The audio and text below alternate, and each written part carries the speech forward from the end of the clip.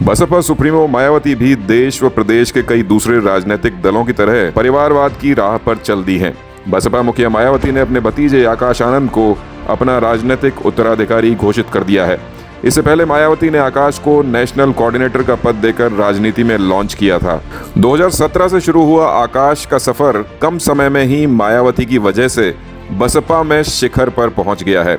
विधान परिषद और विधानसभा में केवल एक सदस्य के साथ अस्तित्व का संघर्ष कर रही मायावती ने लोकसभा चुनाव 2024 के मद्देनजर यह बड़ा राजनीतिक दांव खेला है। बसपा सुप्रीमो की इस घोषणा के बाद एक बार फिर परिवारवाद की राजनीति पर चर्चा शुरू हो गई है। मायावती के इस फैसले पर भाजपा ने तंज कसते हुए बसपा पर निशाना साधा है। हालांकि देश की राजनीति में परिवारवाद का यह पहला उदाहरण नहीं है। सपा, कांग्रेस समेत सुभा सपा, अपना दल और देश के दूसरे राजनीतिक दलों में भी पहले से परिवारवाद हावी है। देश की सबसे बड़ी पार्टी भाजपा भी परिवारवाद से अछूती नहीं रही है।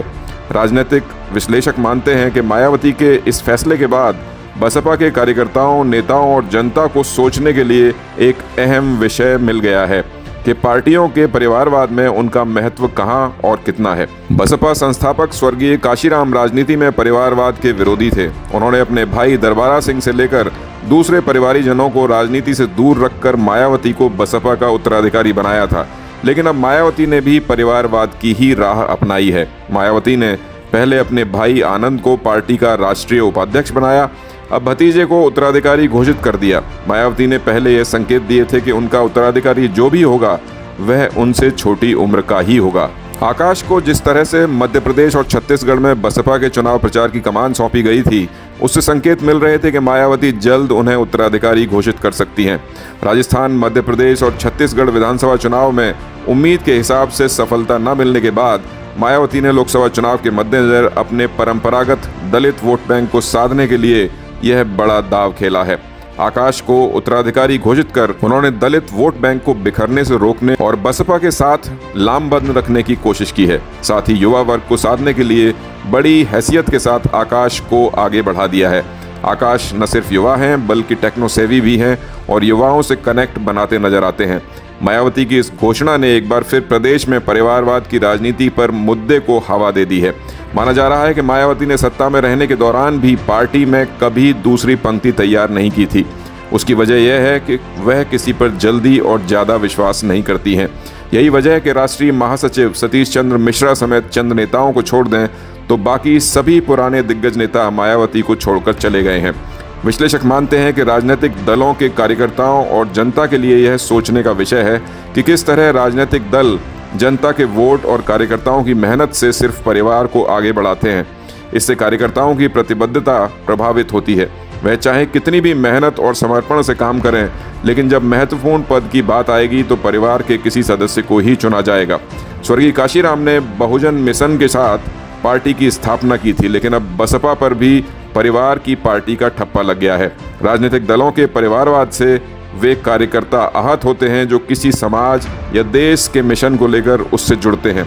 ऐसे में अब तमाम परिवारवादी दलों में वे ही लोग जुड़ रहे हैं जो चुनाव लड़ना चाहते हैं, ताकि पार्टी के टिकट पर उस दल या समाज के जुड़े लोगों का वोट मिल जाए। प्रदेश के राजनीतिक हलकों में समाजवादी पार्टी को पहले से ही परिवारवाद का पर्याय माना जाता है। सपा के संस्थापक स्वर्गीय मुलायम सिंह यादव ने 2012 में अखिलेश यादव को मुख्यमंत्री बनाया था। 2016-17 में पार्टी के नेतृत्व को लेकर छिड़ी जंग में सपा की कमान अखिलेश यादव को मिली। वर्तमान में अखिलेश यादव के चाचा प्रोफेसर राम गोपाल यादव पार्टी के प्रमुख राष्ट्रीय महासचिव हैं। दूसरे चाचा शिवपाल यादव भी पार्टी के महासचिव हैं। अखिलेश की पत्नी डिम्पल यादव मैनपुरी से सपा की सांसद हैं। सपा के परिवारवाद का अंदाजा इसी से लगाया जा सकता है कि अखिलेश के विधायक निर्वाचित होने के बाद उनके इस्तीफे से खाली हुई सीट आजमगढ़ पर चचेरे भाई धर्मेंद्र यादव को प्रत्याशी बनाया गया। हालांकि धर्मेंद्र चुनाव हार गए। स्वर्गीय मुलायम सिंह के निधन के बाद खाली हुई मैनपुरी सीट पर राजनीतिक विरासत में वह सीट डिम्पल यादव को मिली। इससे पहले चचेरे भाई धर्मेंद्र यादव बदायूं और अक्षय यादव फिरोजाबाद से सांसद रहे हैं। भाजपा भले ही दूसरे दलों पर परिवारवाद का आरोप लगाती हो, लेकिन भगवा दल भी परिवारवाद से अछूता नहीं है। पार्टी में दिग्गज नेताओं का परिवारवाद चलता रहा है। रक्षा मंत्री राजनाथ सिंह के बेटे पंकज सिंह नोएडा से दूसरी बार विधायक होने के साथ पार्टी के प्रदेश उपाध्यक्ष भी हैं। पूर्व राज्यपाल स्वर्गीय कल्याण सिंह के बेटे राजवीर सिंह एटा से सांसद हैं। उनके बेटे संदीप सिंह योगी सरकार में बेसिक शिक्षा राज्य मंत्री स्वतंत्र प्रभार हैं। सपा से भाजपा में आए पूर्व सांसद नरेश अग्रवाल के बेटे नितिन अग्रवाल आबकारी राज्य मंत्री स्वतंत्र प्रभार हैं।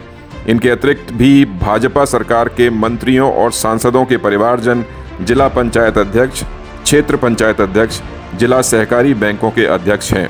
राष्ट्रीय लोकदल भी पीढ़ी दर पीढ़ी परिवारवाद की ही चाल चल रहा है। पूर्व प्रधानमंत्री चौधरी चरण सिंह ने लोकदल का गठन किया था। उनके निधन के बाद लोकदल को लेकर हुए विवाद के बाद चौधरी अजीत सिंह ने राष्ट्रीय लोकदल का गठन किया। अजीत सिंह के निधन के बाद अब उनके बेटे जयंत चौधरी पार्टी के राष्ट्रीय अध्यक्ष हैं। सुहेल देव भारतीय समाज पार्टी के अध्यक्ष, ओम प्रकाश राजभर भी यूं तो अति पिछड़े वर्ग की वकालत करते हैं, लेकिन उनकी पार्टी भी परिवारवाद में पीछे नहीं है। राजभर ने भी अपने बेटे अरविंद राजभर को पार्टी का राष्ट्रीय महासचिव बना रखा है। राजभर इन दिनों लोकसभा चुनाव में अपने बेटे अरविंद राजभर और अरुण राजभर के साथ राजनीतिक समायोजन के प्रयास में है। अपना दल भी अपनों तक ही सीमित है। अपना दल एस की राष्ट्रीय अध्यक्ष अनुप्रिया पटेल केंद्र सरकार में राज्य मंत्री हैं। उनके पति आशीष पटेल प्रदेश सरकार में मंत्री हैं।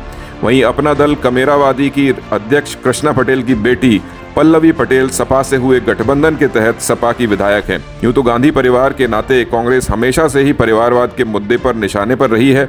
इंदिरा गांधी से लेकर राहुल गांधी तक परिवारवाद के उदाहरण हैं। प्रदेश में भी कांग्रेस के नेता प्रमोद तिवारी की बेटी आराधना मिश्रा मोना विधायक हैं। कांग्रेस नेता पीएल पूनिया के बेटे तनुज पूनिया पीसीसी के पदाधिकारी हैं। बसपा सुप्रीमो मायावती की ओर से भतीजे को उत्तराधिकारी घोषित करने के बाद भाजपा ने मायावती पर तंज कसा है। पार्टी के प्रदेश प्रवक्ता राकेश त्रिपाठी ने कहा कि उत्तराधिकार परिवार में होता है, राजनीतिक दल में नहीं। उन्होंने कहा कि मायावती ने पहले काशीराम के मिशन को कमीशन में बदला और अब परिवारवाद के दलदल में धकेल दिया। उन्होंने कहा बसपा पूरी तरह समाप्त हो जाएगी। अब देखना यह होगा कि लोकसभा चुनाव की तैयारियों में जुटी बसपा को मायावती के उत्तराधिकारी आकाश कितनी ऊंचाइयों पर ले जाते हैं। मायावती के इस फैसले के बाद लोकसभा चुनाव में दलित वोट बैंक को बसपा के पक्ष में बांधे रखना मायावती के लिए अहम चुनौती होगी। यह तो आने वाला समय ही बताएगा कि लोकसभा चुनाव में इस बार बसपा क्या कमाल दिखाने वाली है।